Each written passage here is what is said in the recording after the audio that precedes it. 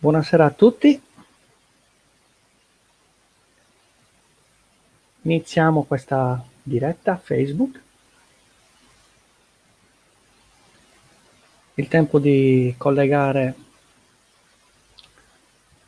tutto il sistema e poi potremo iniziare questa serata dedicata appunto alla presentazione dei monumenti sardi realizzati nell'età del rame. Quindi parlerò diffusamente di questa epoca, di questi 1000 anni che ci dividono, diciamo, dall'età del bronzo, quella nuragica, quindi parleremo di attività che sono state svolte in un periodo pre-nuragico, proprio a cavallo fra l'età della pietra e l'età del rame. Allora, anzitutto ringrazio tutti quanti per la partecipazione. Questo è un progetto nato con l'organizzazione della nostra associazione UNEBU, che non può più diciamo, svolgere l'attività per la nota questione Covid. Sono stati chiusi i centri culturali, sono stati chiusi insomma tutti quei luoghi dove ci si poteva riunire, dove ci si poteva socializzare, però online, grazie alla tecnologia, abbiamo la possibilità di svolgere queste serate, insomma, trascorrere insieme un'oretta dedicata alla nostra storia, alla nostra archeologia. Vi ricordo che questa organizzazione rientra nell'ambito del progetto che è stato presentato alla Regione Sardegna, è già stato approvato da parte dell'iniziativa Sardegna verso l'UNESCO. Stiamo cercando insieme a uno staff di specialisti di portare all'attenzione mondiale il nostro patrimonio archeologico e quindi tramite l'UNESCO sicuramente, se il 31 marzo del 2021 accetterà, la Commissione Nazionale UNESCO accetterà la nostra proposta, riusciremo insomma a far parte del patrimonio mondiale con i nostri beni archeologici. Noi sardi li conosciamo abbastanza bene, conosciamo diffusamente i nostri nuraghi, i nostri pozzi sacri, le nostre tombe di giganti, i bronzetti, le statue di Monte Prama. Un po' meno i monumenti che vi farò conoscere stasera, perché sono diciamo, delle architetture molto particolari e distinguono la Sardegna da tutti i diciamo, modi di vivere che c'erano intorno alla nostra isola oltremare. Vedremo dei monumenti unici nel loro genere. Adesso vedo che siamo già collegati, quindi vi ricordo che andremo in diretta per circa un'ora. Farò delle modifiche adesso allo schermo in modo che l'immagine sia un pochettino più grande e quindi andiamo subito a iniziare questa serata.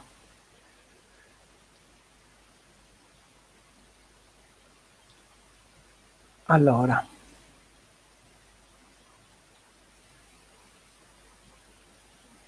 io controllo intanto nel mio schermo se la presentazione sta andando a buon fine. Ecco, è apparsa, quindi direi che posso senza indugio iniziare. Allora, vi ho detto che questa trasmissione è organizzata dalla nostra Associazione Culturale UNEBU nell'ambito più ampio di una iniziativa dell'Associazione Sardegna verso l'UNESCO che appunto si prefigge l'obiettivo di far riconoscere i monumenti della civiltà nuragica come patrimonio culturale dell'umanità. Ogni venerdì sera alle 19 farò queste dirette Facebook in cui vi racconto qualche sito, qualche architettura, in modo da divulgare già fra noi sardi, fra noi partecipanti a queste serate, qualcosa della nostra architettura antica.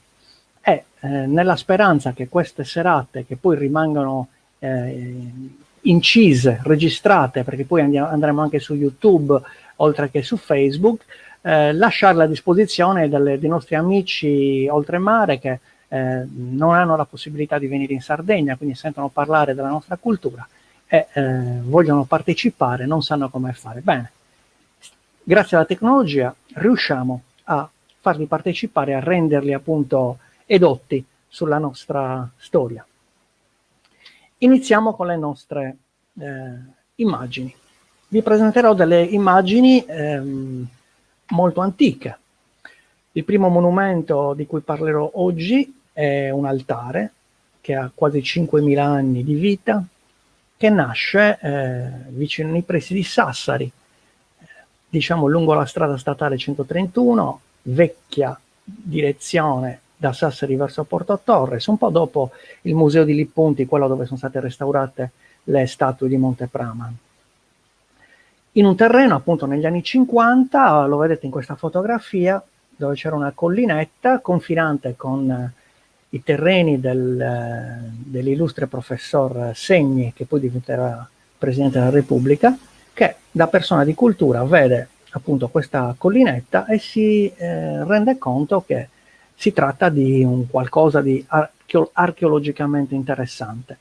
Quindi decide di investire il suo tempo, le sue energie per proporre una campagna di scavo per insomma mettere alla luce questo monumento. Vediamo in questa immagine come si presentava l'altare di Monte d'Accoddi nel 1950. Questa è una foto aerea, chiaramente non c'erano i droni, quindi ci si doveva rivolgere agli aerei per fare, o agli elicotteri per fare queste fotografie. Ve ne faccio vedere qualche altra.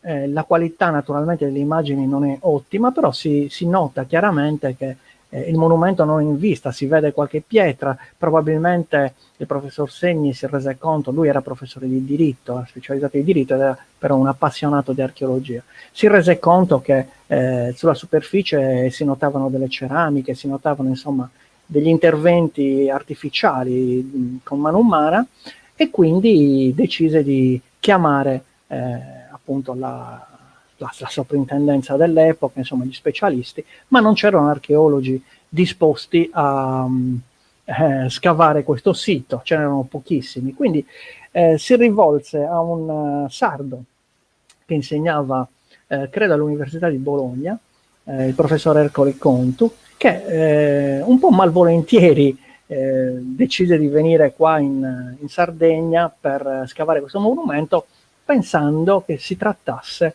di una semplice evidenza archeologica di un nuraghe, e quindi ha detto ce ne sono già 8.000, perché devo arrivare in Sardegna a partecipare a questa campagna di scavo se poi invece sarà un monumento come gli altri, quindi un nuraghe. Invece poi vedremo, come vi illustrerò questa serata, che questo monumento ha riservato tantissime sorprese. Allora, iniziamo appunto l'esame di questo territorio. Vi ho detto che siamo nei pressi di Sassari. Vedete in questa immagine l'altare di Monte d'Accoddi l'ho segnato con questo cerchio rosso. Siamo in un territorio dove a pochi metri si trova il bivio di Bancali, questa strada è la 131, e notate subito questi segni bianchi, questi cerchi verdi, scusate. Sono delle necropoli, sono delle Domus de Janas. Per chi diciamo è addetto ai lavori e quindi conosce un pochettino la geografia di questo territorio, si renderà subito conto che siamo nei pressi di Crocifissum Mannum. Sono delle Domus de Janas spettacolari, forse le ricorderete perché ci sono anche le tracce dei carri che passavano sul calcare, hanno lasciato queste righe diciamo scavate. Poi ci sono anche lilioni, vedete, quest'altro cerchietto verde, altre Domus de Janas in corso di scavo dalla parte opposta della 131, quindi sempre nei pressi di Crocifissum Mannum, però diciamo a circa 500 metri. E poi ancora questi altri segni verdi che sono sempre delle necropoli, quindi ci troviamo di fronte a un territorio che è stato sicuramente utilizzato dalle comunità antiche per tumulare i propri morti. Quindi Domus de Janas, ricordiamo che sono dei monumenti nati nell'età della pietra, quindi circa 6.000 anni fa, le prime Domus de Janas. Crocifissum Mannum è datato infatti al IV millennio avanti Cristo. Vedete che ci sono anche dei segni grigi, vedete dei rettangoli grigi, questi sono dei menhir. I menhir sono le pietre fitte, quindi delle diciamo, grandi lastre infilate verticalmente nel terreno e compaiono spesso nei luoghi funerari. Quindi è evidente che se siamo vicino a un luogo funerario come quello segnato dalle Domus de Janas, è evidente che poi possiamo trovare questi menhir. Oltre a questi segni, vedete, andiamo sul lato sinistro dello schermo, notiamo un enorme, vedete, quadrato giallo, questo è un nuraghe, mentre i triangoli neri sono delle ville romane, quindi è un territorio probabilmente ricco che è stato utilizzato in tutte le epoche, quindi partiamo dall'età della pietra, attraversiamo l'età del rame, l'età del bronzo, l'età del ferro, arriviamo sino a epoca romana.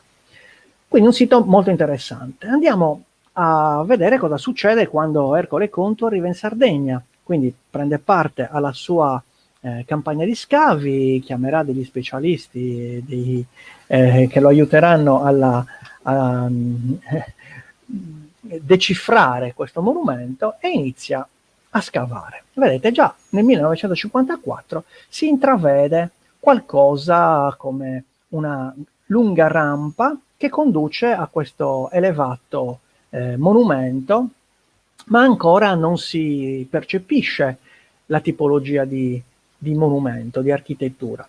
Ercole Contu, pensando erroneamente che si trattasse di un nuraghe, inizia a scavare e cerca l'ingresso di questo nuraghe.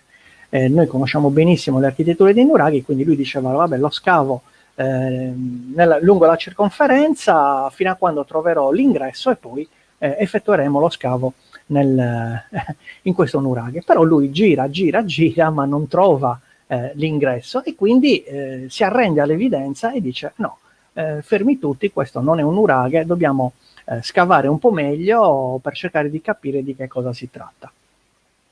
E così procede nello scavo e trova che la rampa di accesso, una rampa lunga quasi 40 metri, è stata rivestita con delle grandi pietre, un po' alla moda dei nuraghi, con quella tipologia. E anche la collinetta risulta, diciamo, quadrangolare, un po' a terrazze e rivestita sempre con queste grandi pietre che poi vedremo che sono in realtà un guscio che riveste un monumento ancora più antico.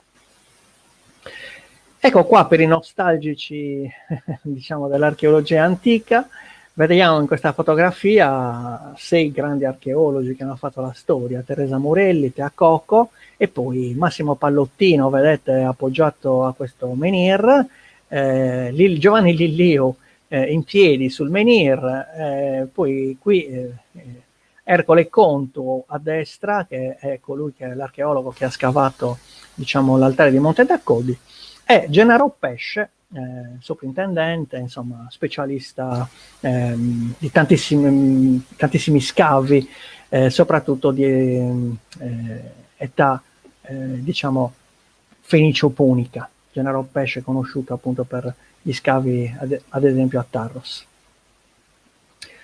Nel 1956, quando la campagna di scavo era in atto, vedete, con quest'altra foto aerea si nota già, si intravede la morfologia di questo monumento. La rampa che conduce verso l'altare, vedete, quadrangolare, questo terrazzamento, lunga 40 metri, il terrazzamento era alto 7-8 metri circa, quadrangolare, vedete, una forma molto particolare e già nello scavo vengono portate alla luce, guardate al centro sulla sinistra, 2 grandi lastre, questa che sto indicando col mouse e questa un pochettino più piccina, 2 grandi lastre che poi verranno interpretate come lastre sacrificali, le vedremo nel dettaglio poi durante la serata, mentre il menhir che vedremo poi tirato su dalla parte opposta della rampa in realtà qui non compare perché era rovesciato, quindi rovesciato in terra e non visibile. Tutto intorno si intravedono anche delle strutture murarie queste sono decisamente più recenti, però parliamo sempre di 4.000 anni fa, sono diciamo l'inizio dell'epoca nuragica, intorno al 1800 a.C. Andiamo avanti. Questa è un'altra foto dalla quale riusciamo a percepire un pochettino le dimensioni di questa struttura. Ecco la tavola sacrificale che vi ho detto prima, guardate questa, è poggiata su delle pietre e sotto a un inghiottitoio, poi la vedremo meglio.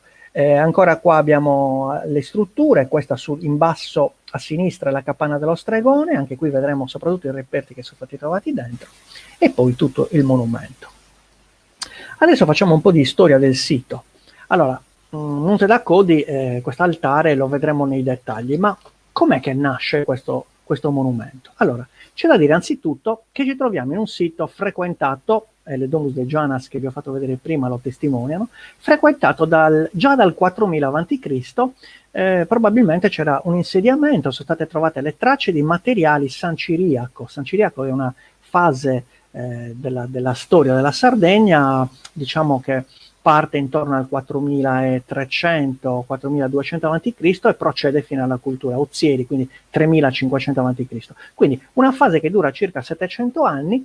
Durante questa fase qui c'era un insediamento e vedete, questa è una ricostruzione che mostra questo grande menhir infilato in questa piazza e si notano già la posizione della tavola sacrificale e di quella un pochettino più piccolina che testimoniano il luogo dove poi verrà realizzato questo grande altare. Evidentemente sono state abbattute queste capanne che erano prevalentemente quadrangolari, vedete, con tetto a doppio spiovente oppure anche a falda unica. In questa grande piazza la cultura San Ciriaco, quindi gli abitanti che avevano il modo di vivere e di costruire i loro reperti San Ciriaco, decidono di abbattere queste capanne e quindi di iniziare la loro vita dove la religiosità era legata a un monumento alto.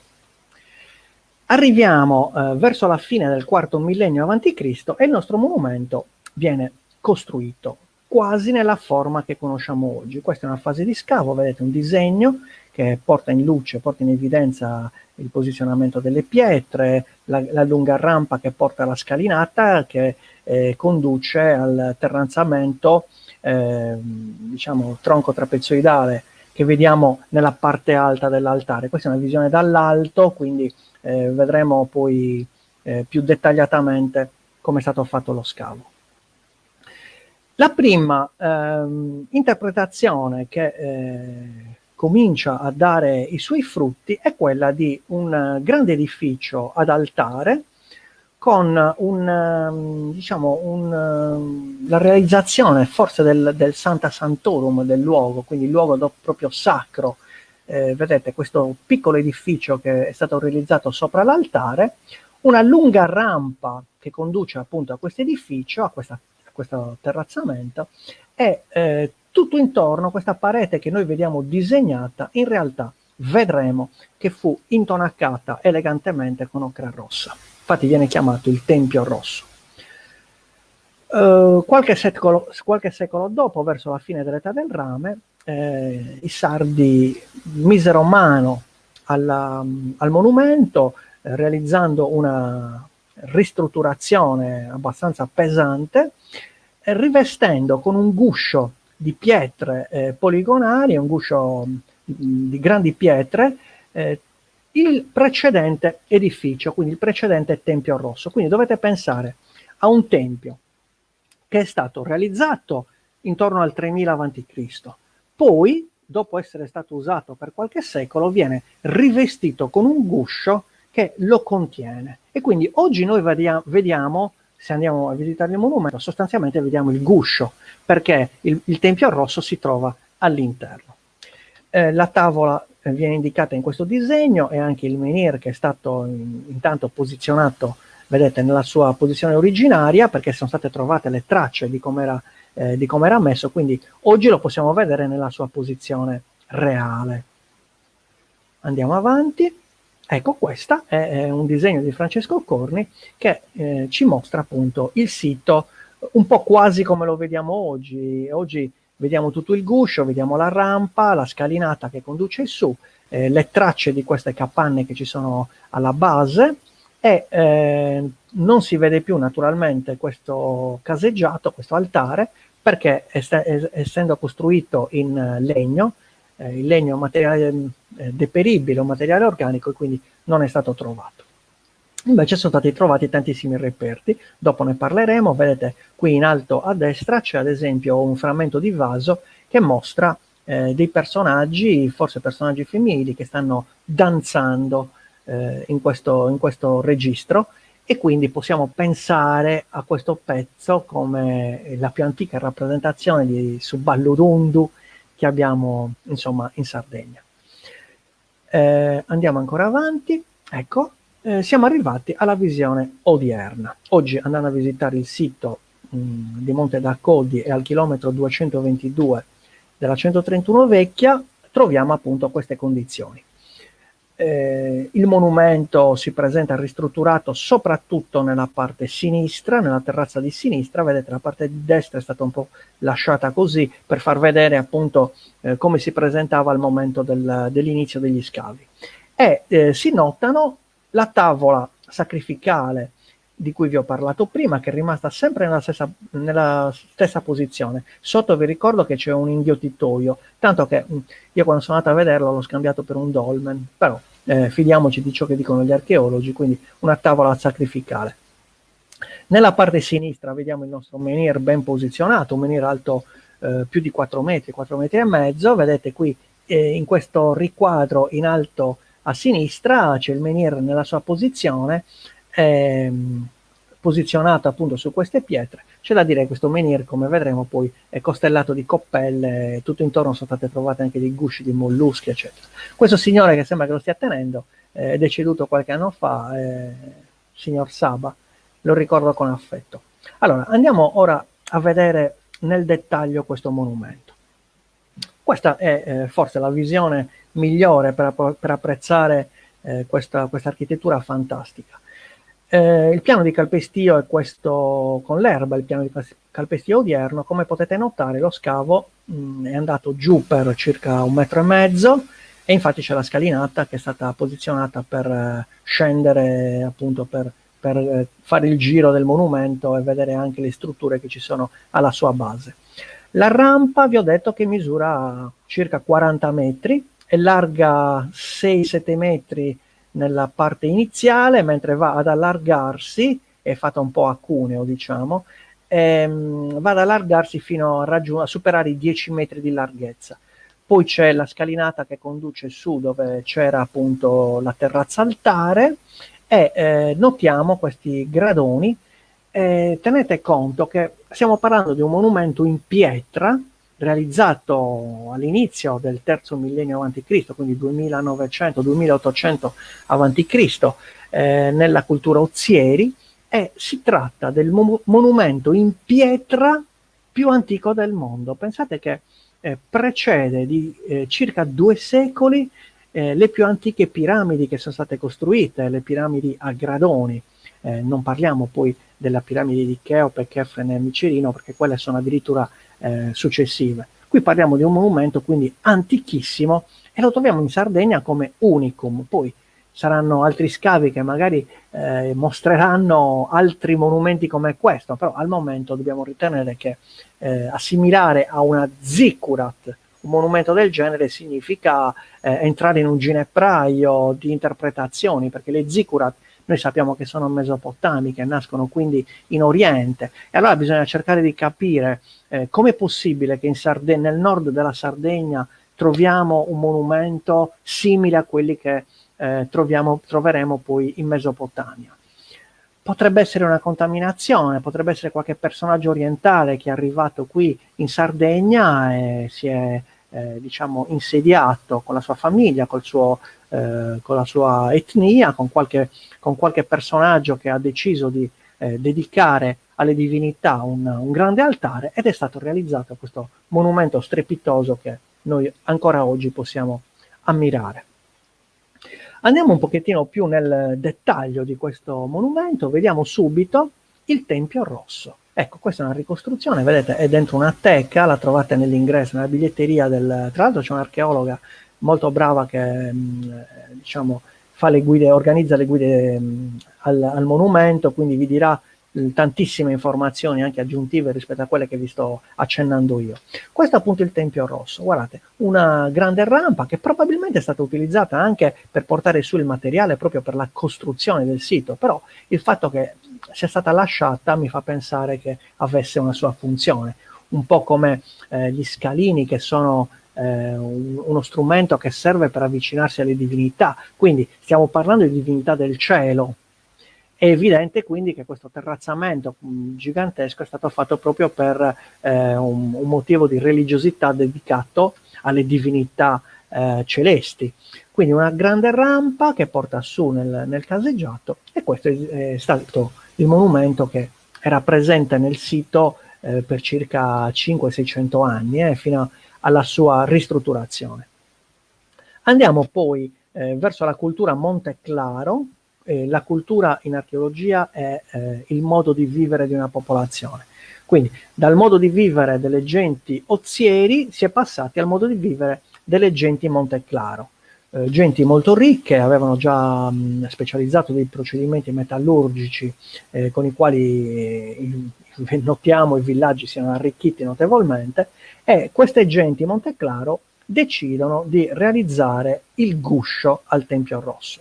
È così che rivestono con delle pietre poligonali, posizionate, diciamo, apparentemente in maniera irregolare, però in realtà spingono la struttura, quindi contengono il terrazzamento che è stato realizzato, quindi non hanno soltanto uno scopo estetico, ma il loro aggetto, diciamo, aiuta a contenere le spinte del terrazzamento, quindi risolvono anche dei problemi di statica. Vediamo il nostro menhir in tutta la sua eleganza. Vi ricordo che i menhir possono essere anche interpretati come degli strumenti sacri per fecondare la terra, quindi in un rituale di fertilità. Si pensa appunto che questo tempio sia dedicato ai rituali di fertilità, rituali fertilistici. Andiamo ad analizzare adesso i dettagli di questo sito. Parliamo prima di tutto della tavola sacrificale. Vedete, una grande lastra che è stata posizionata su delle pietre. Vi ricordo, io l'ho scambiata per un dolmen, però appunto gli archeologi sostengono che qui sopra si effettuassero dei sacrifici di animali, quindi sacrifici cruenti. Infatti ci sono dei fori che potevano essere utilizzati per diciamo legare con delle corde gli animali che dovevano essere uccisi e poi macellati. E questo altare, notate qui, vedete, si notano i fori nell'immagine, nel disegno di sinistra, si notano i fori per le corde, se questo è un altare sacrificale. Sotto si nota l'inghiottitoio, vedete, e questo è quello più piccolino, diciamo l'altra piccola tavola che si trova a fianco. Vi ricordo che queste due sono nella loro posizione originaria, sono state lasciate proprio in questo punto. C'è da dire che questa lastra sacrificale è completamente disseminata di coppelle, così come anche il menhir, e poi vedremo anche l'onfalon che è stato trasportato lì, però era stato trovato in un muretto di recinzione nei pressi comunque. Ecco, qui si nota una vista della tavola sacrificale, vedete, con i fori dentro i quali venivano passate le corde per legare appunto l'animale, e questo è l'inghiottitoio. Andiamo avanti. Vi ho detto che nasce l'altare di Monte Tacodi in un luogo nel quale c'erano altri monumenti. Ci sono ad esempio delle Domus de Janas. Queste sono proprio le Domus de Janas del territorio. Vedete, si nota una colonna. Le Domus de Janas, ricordo che sono dei cimiteri con deposizioni individuali, quindi si nota il corredo funerario di ogni singolo individuo, quindi sono sepolture collettive, però nella collettività riconosciamo il corredo singolo per ogni defunto, non come avverrà poi per le tombe di giganti, in cui vediamo una deposizione in cui non riconosciamo più un individuo dall'altro. Allora, questa Domus de Janas, vedete, si nota già una colonna, ci sono si intravedono delle V, vedete, ma quindi un disegno geometrico che io chiamo a chevron, seguendo un pochettino i dettami dell'Accademia, e vedete che in queste Domus de Janas si notano delle lavorazioni molto interessanti, vedete c'è qui un bancone risparmiato nella roccia. Vi ricordo che le Domus de Janas sono realizzate scavando pietra su pietra, quindi con martelli di pietra andavano a portare via la roccia fino a ottenere la sepoltura. E queste Domus de Janas, man mano che passano i secoli, vengono utilizzate, vedete, per aggiungere altri sepolcri, e quindi si forma una sorta di formicaio all'interno diciamo, del sottosuolo, e quindi noi oggi possiamo apprezzare tantissime domus che ci sono nella zona.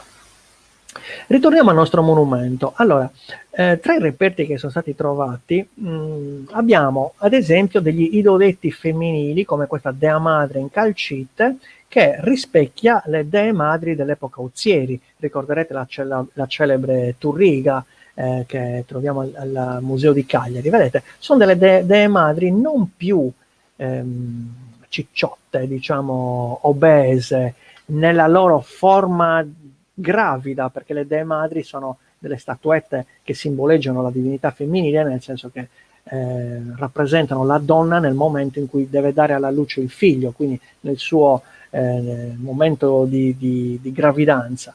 Qui abbiamo una Dea Madre che sembra quasi una miss, sottile, stilizzata, però si notano i segni, vedete, ed è una forma molto particolare.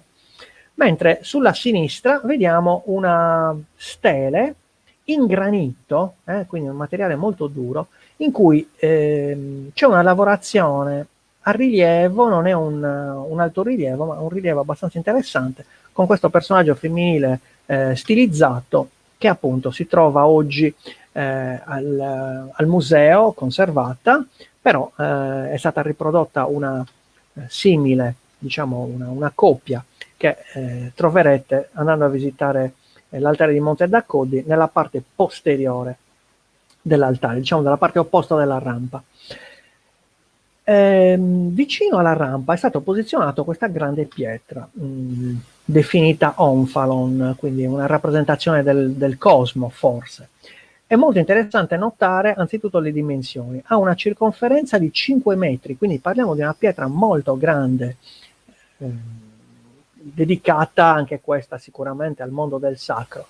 Ed è curioso vedere che lungo tutta la superficie troviamo delle coppelle. Le coppelle sono degli oggetti, non degli oggetti, delle lavorazioni che rientrano sempre nella sfera del sacro. Le interpretazioni sono diverse, alcuni pensano che queste coppelle servissero per depositare le offerte, altri pensano che venissero riempite con l'acqua per diciamo creare un effetto ottico, però vedete bene che l'acqua scivolerebbe giù da questo onfalo, quindi io diciamo sentirei di scartare questa ipotesi.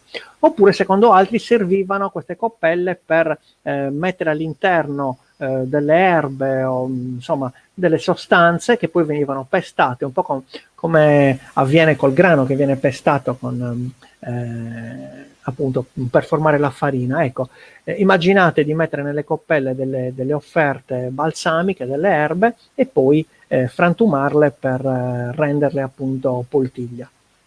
Chissà, questa interpretazione potrebbe essere legata anche alle divinità celesti, cioè quindi la coppella vista come ventre per la fertilità. Insomma, bisognerebbe andare a interpretazioni che esulano dall'archeologia, si entra nel campo della religione e quindi ognuno può dire la sua senza poter essere smentito.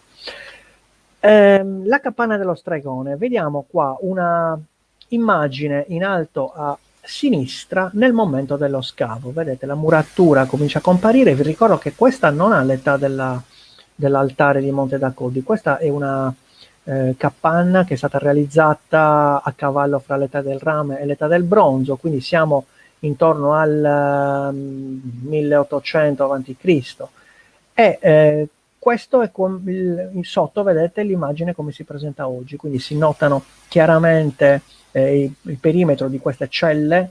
All'interno sono stati trovati materiali interessanti e soprattutto, vi ho detto prima, quella della madre fittile è stata trovata qua dentro. E questo è il disegno che riporta la forma di questa capanna. Doveva essere coperta da un tetto a falda unica perché il muro posteriore, vedete, è decisamente più grosso, quindi poteva essere il muro portante della struttura, mentre davanti va a scendere e si poggia sul muro più sottile.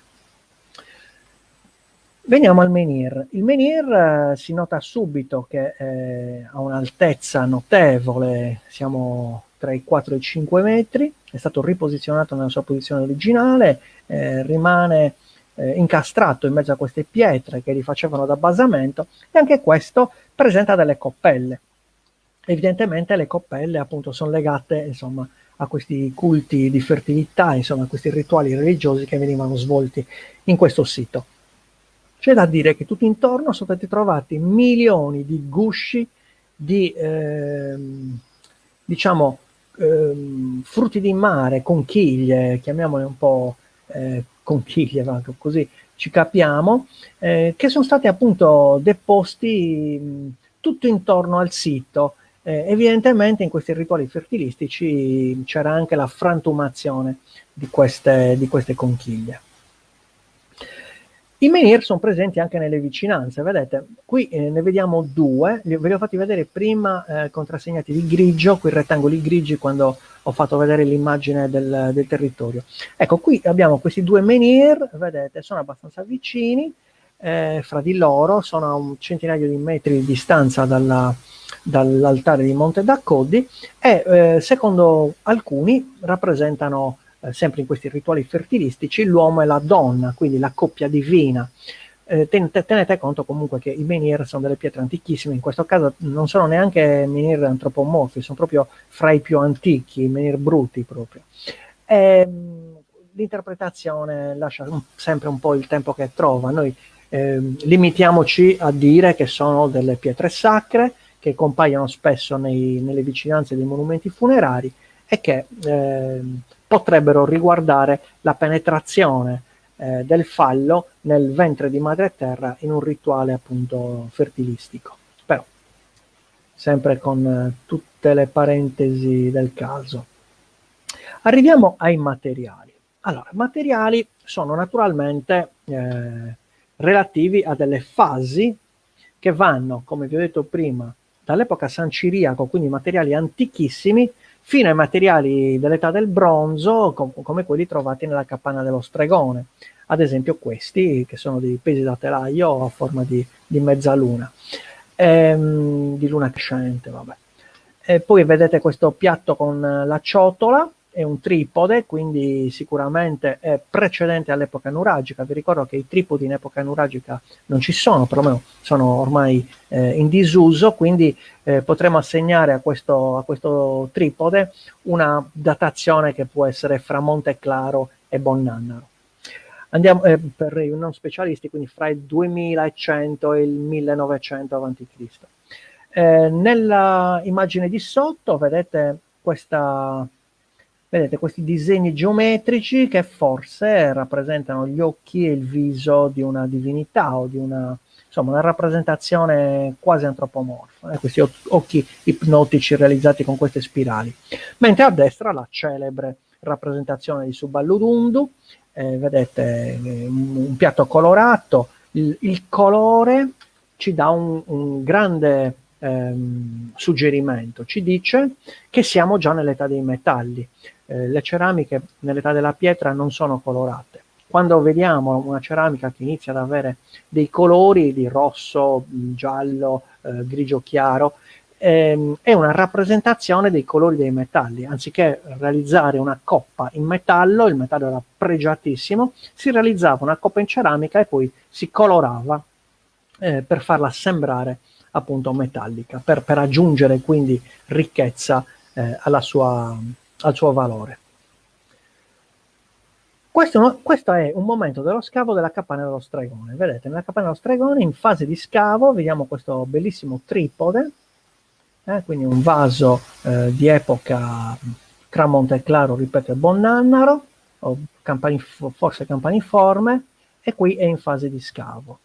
Mentre da questa parte vediamo altri oggetti, un pestello, vedete qua, una macina con pestello, e questi pesi da telaio, vedete, decorati con questi puntini, quindi per incisione, sicuramente non avevano soltanto un valore funzionale, ma c'era anche un valore sacro. Chissà, forse era il telaio sacro con il quale realizzavano dei tappeti per le divinità. Noi non possiamo saperlo perché tutto ciò che era legno, essendo materiale organico, è scomparso, e quindi possiamo soltanto immaginare, ipotizzare degli utilizzi. Sicuramente lavoravano al telaio. La cultura di Ozieri, vedete, è contrassegnata da queste bellissime ceramiche.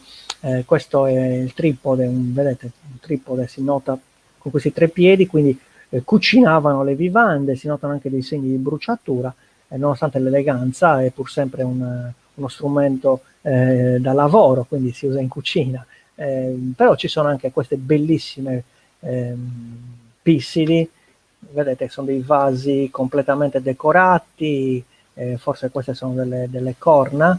Le corna sono molto importanti nel mondo religioso sardo, mentre nel fondo abbiamo questa stella a 6 punte elegantissima, vedete, e nella ciotola di sotto, in questo manufatto, notate questi zigzag, sembrano delle montagne, chissà, sono delle rappresentazioni per le quali ci sfugge un po' la chiave di lettura, quindi non possiamo far altro che ammirarle e cercare di capire.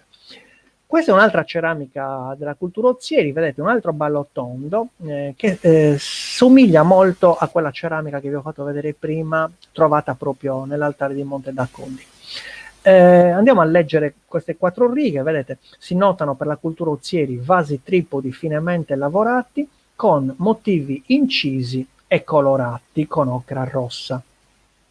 Durante questo periodo si nota in Sardegna la presenza di oltre 200 centri rurali con capanne in pietra, muri circolari o rettangolari che vengono coperti in legno e frasche, un po' come le nostre pinnettas.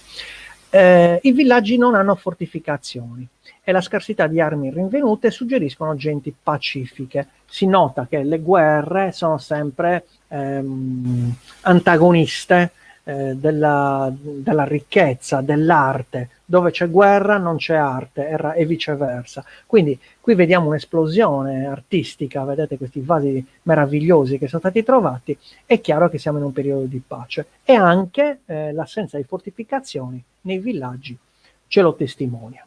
Bene, abbiamo finito con Monte d'Accoddi, adesso andiamo a visitare un altro monumento molto interessante. Qui sarò decisamente più breve, diciamo una decina di minuti, in cui vi faccio vedere invece un edificio leggermente successivo, ma sempre dell'età del rame, Monte Baranta di Olmedo. Siamo nei pressi del Golfo di Alghero, e su un promontorio di circa 150-160 metri d'altezza si trova un insediamento molto interessante. È datato all'età Monte Claro, quindi intorno al 2400-2300 a.C., e adesso andiamo a vederlo. Siamo quindi su una montagna in cui si nota subito questa grandissima muraglia, una muraglia ciclopica che divide appunto il villaggio dal terreno circostante. Andiamo a esaminare nel dettaglio dove ci troviamo. Ecco, questa è la muraglia che abbiamo visto prima, e andando verso il bordo del promontorio, vedete qua sotto c'è la strada appunto che poi condurrà a Olmedo, da Alghero a Olmedo ci passate sotto.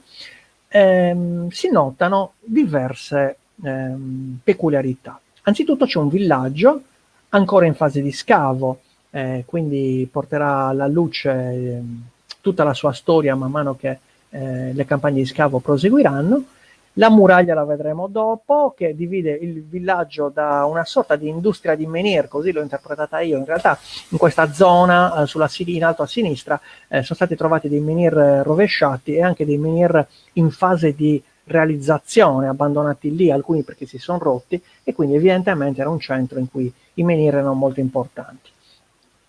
Andiamo invece nella parte più interessante di tutto il promontorio. Nel versante, vedete che dà sullo strapiombo, si nota subito questo muraglione a ferro di cavallo con, vedete che delimita una piazzetta che è pavimentata, probabilmente in roccia naturale oppure diciamo artificialmente adattata dall'uomo, e andiamo a vedere di cosa si tratta. Eccola qua. Anzitutto ringrazio tutti i fotografi, tutti gli appassionati, che qui in questo caso Sergio Melis, che forniscono le loro immagini, quindi concedono il loro tempo a noi, ci regalano delle immagini straordinarie che poi noi possiamo utilizzare anche non andando sul sito, è come se fossimo presenti in questi luoghi. Quindi ringrazio tutti coloro che contribuiscono con le loro foto a farci conoscere le nostre bellezze archeologiche. Ecco, questo è il ferro di cavallo, vedete, con la piazzetta è fatta appunto, è lastricata, si nota subito un ingresso, siamo in epoca Monte Claro, quindi la forma utilizzata è quella del dolmen. In questo caso vedete un grosso architrave che va a coprire questo ingresso con delle pietre di notevoli dimensioni. Vi ricordo che è un altopiano trachitico, quindi si tratta di materiale, non è basalto, questo è trachite. Per l'esattezza, come direbbe il mio amico geologo Luigi Sanciu, si tratta di ignimbrite, però è un termine tecnico, continuiamo a chiamarlo trachite. Andiamo avanti. Ecco, questa è una visione da 3/4 dall'alto, si nota subito la piazzetta e qui potete vedere che gli ingressi in questo caso sono due. Uno leggermente più grande, l'altro un pochettino più massiccio, però l'altezza somiglia molto. Qui si nota subito che il riempimento di questo ferro di cavallo è fatto con pietrame minuto, quindi abbiamo una facciata realizzata con grandi pietre anche disposte in maniera interessante, somiglia un pochettino alla disposizione ciclopica, vedete, con queste diagonali che salgono in maniera elicoidale. La lunghezza di questo edificio sarà intorno ai 30 metri circa, e il muro è spesso oltre 4 metri, così come oltre 4 metri è l'altezza. Oggi lo vediamo nella parte residua, però doveva essere alto tutto circa 4 metri, 4 metri e oltre. Da questa parte c'è il precipizio. Se aguzzate la vista in basso al centro, dove sto passando il mouse, c'è questa grande pietra con una macchia gialla, vedete qua. Ecco, questa da alcuni archeologi, tra i quali ricordo il mio professore di laurea, professor Ugas, io ricordo di aver studiato che questo luogo era una sorta di Baba Yaga, cioè il luogo dal quale si lanciavano giù dalla rupe i vecchi, quelli non più utili al vecchio re, che veniva appunto sostituito dal nuovo, e quindi veniva scaraventato giù dalla rupe.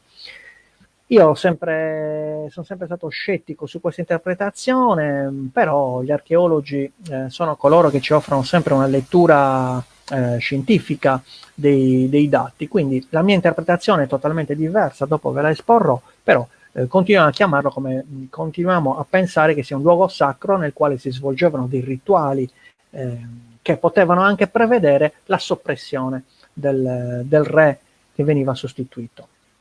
Andiamo ancora avanti. Ecco, questa è un'immagine dall'alto dove si nota chiaramente lo sviluppo di questo recinto torre, così viene chiamato nei testi, nei libri. Vedete, è un ferro di cavallo molto largo nella parte mediana, va ad assottigliarsi e a digradare in altezza verso lo strapiombo, infatti una parte è anche crollata giù dallo strapiombo, immaginate il peso che ha sul promontorio.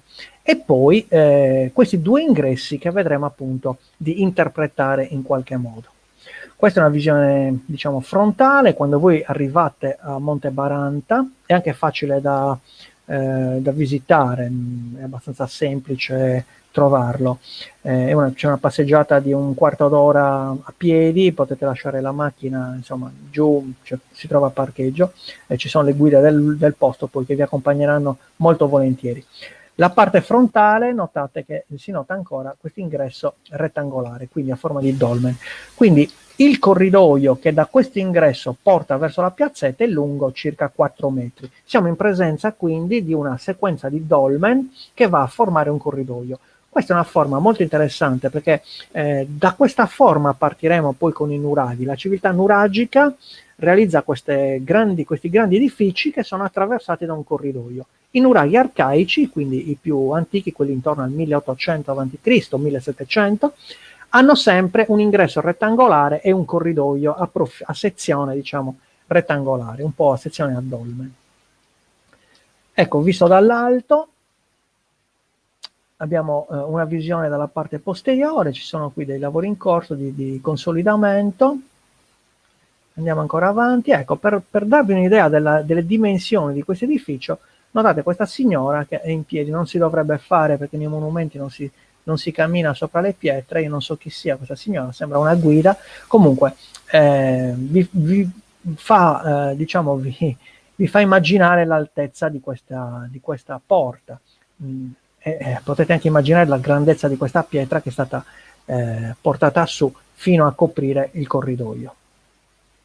Ecco, i corridoi, qui abbiamo una bellissima foto dall'interno, a parte perché c'è il mio cagnolino Iago, però vi fa vedere come venivano posizionate le lastre per coprire il corridoio. Vedete, sono delle lastre piatte, chiamate anche piattabanda, che venivano posizionate appunto per formare il corridoio. Quest'altra foto è fatta sempre dall'interno, vedete l'ingresso a forma di dolmen con questo grandissimo macigno posizionato sopra. Mentre in basso a destra si nota una apertura, questo è l'unico ingresso che c'è nella grande muraglia che si trova a Monte Baranta, che appunto consente di andare da quella che io ho detto di industria dei menhir fin dentro il villaggio. Vediamo qualche altra foto rapidamente.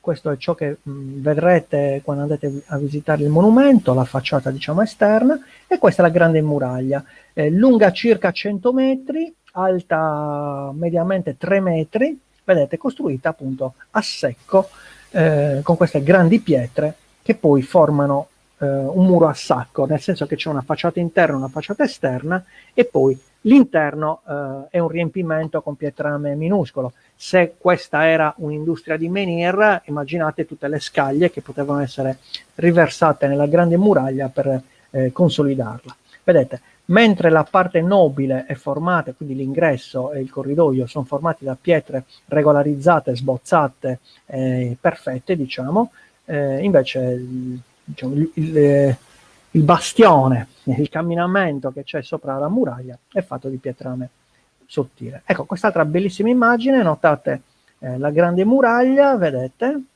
mentre qua si nota questo grande circolo. In realtà circoli ce ne sono due. L'ultima volta che sono stato, la guida ci ha parlato di un'interpretazione che poteva essere un circolo dedicato all'acqua e un circolo dedicato al fuoco, quindi la divinità maschile e femminile, forse. Mi ha intrigato assai questa interpretazione. Io in realtà non so che materiali sono stati trovati all'interno, quindi lascio a voi le deduzioni.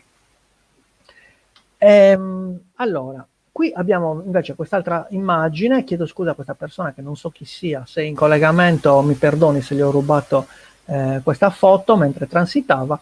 Qui siamo proprio all'interno di quella che io chiamo l'industria dei menhir. Vedete un menhir rovesciato, in realtà si è notato che era già quasi pronto per essere issato o trasportato per essere portato nel luogo diciamo dove poi sarebbe stato posizionato. In realtà una grave filatura ha compromesso la resistenza di questa pietra, quindi non hanno neanche provato a sollevarla perché si sarebbe rotta in più parti. Questa è un'altra immagine, vedete qui c'è un menhir, sempre il materiale vi ricordo che è in imbrite, quindi trachite, si è rotta la punta, quindi l'hanno abbandonato lì. E questo è un laghetto che si forma nella stagione piovosa, appunto Monte Baranta è ricco d'acqua perché l'acqua non penetra nel terreno, diciamo, rimane abbastanza paludosa. Bene, io direi quindi di aver finito questa presentazione. Ritorno alle immagini, diciamo, dove sono presente io. Eccomi qua. Vi ringrazio tutti per aver partecipato a questa serata che ho cercato di dedicare un pochettino a questi monumenti dell'età del rame. Siete stati tanti anche questa volta, vi ringrazio tutti, vedo in questo momento siamo ancora a 170 collegati. Vi ricordo che questa serata poi, per chi volesse rivedersela con calma, la lascerò su Facebook, quindi potrete vederla in qualsiasi momento, e da domattina cercherò di trasferire il video che adesso salverò su YouTube, e quindi per chi volesse vederlo anche su YouTube, perché magari abbiamo degli amici che non sono su Facebook, si potrà condividere anche da YouTube, lo metto nel mio canale YouTube. Vi ricordo sempre che queste serate comunque sono dedicate a questo progetto di inserimento del nostro patrimonio all'UNESCO. Speriamo che vada tutto bene, incrociamo le dita, perché se l'UNESCO ci appoggia, la nostra cultura fa un balzo notevole. Male che vada, comunque abbiamo parlato dei nostri monumenti. Vi saluto tutti, vi do appuntamento a venerdì prossimo, sempre alle 19, sempre nel mio profilo Facebook. Inizieremo ad analizzare i monumenti dell'età del bronzo. Quindi faremo un paio di giornate, un paio di venerdì dedicati ai nuraghi, un paio dedicati ai pozzi sacri, 2 le dedicheremo alle tombe di giganti, magari farò un accenno alla trasformazione dalle Domus de Janas alle tombe a galleria per finire ai Domus de Janas. E infine chiuderemo questo ciclo, che penso durerà fino a Natale, con i bronzetti e le statue di Monteprama, che saranno sicuramente 2 affascinanti percorsi, 2 viaggi nella storia che ci racconteranno questi personaggi che sono realmente esistiti, chi erano, e sappiamo che sono lì per noi per raccontarci la loro storia. Grazie di cuore, arrivederci e un caro saluto a tutti.